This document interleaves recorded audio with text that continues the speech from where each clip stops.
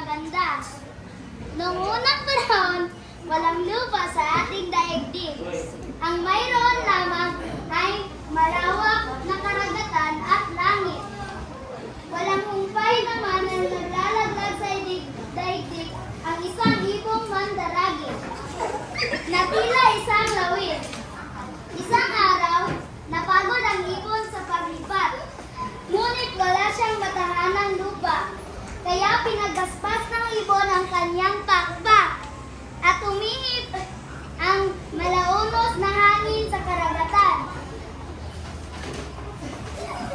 Mayanig ang malawak na karagatan na nagluwal ng daang-daang daluyong ng abot langit. Nagpawala naman ang langit ng isang isla upang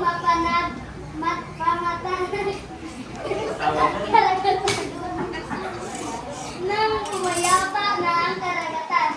Inutusan ng langit ang ibon na manahanan sa isang isla at huwag na muli silang gambalain.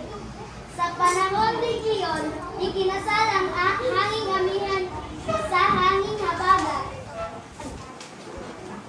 Ang kanilang pagmamahal ay naglawid ng isang anak na ang kawayan.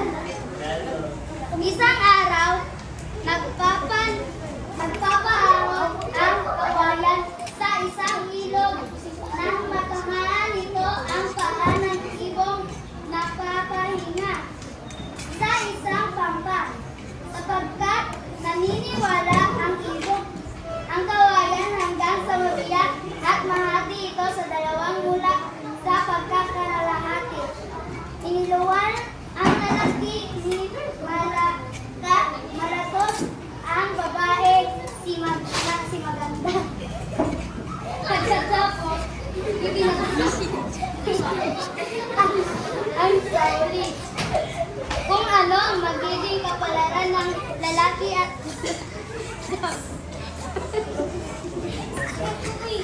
sa huli,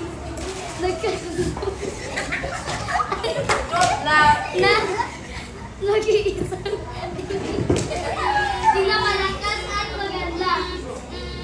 Nagluwal ang kanilang pagmamahalan ng napakaraming sukli. Lumipas ang panahon at lumaking batugan ang mga anak na malakas at maganda. Sa sobrang katamaran ng mga anak, hinangad ng mag-asawa na palayasin na ang mga ito. Kaya lang, hindi nila alam kung saan maaaring manirahan ang mga anak. Lumusod ang panahon at lumaki panglabos ang bilang ng mga anak habang sa naundas na ang kapayapaan sina malakas at maganda. Sa sobrang init,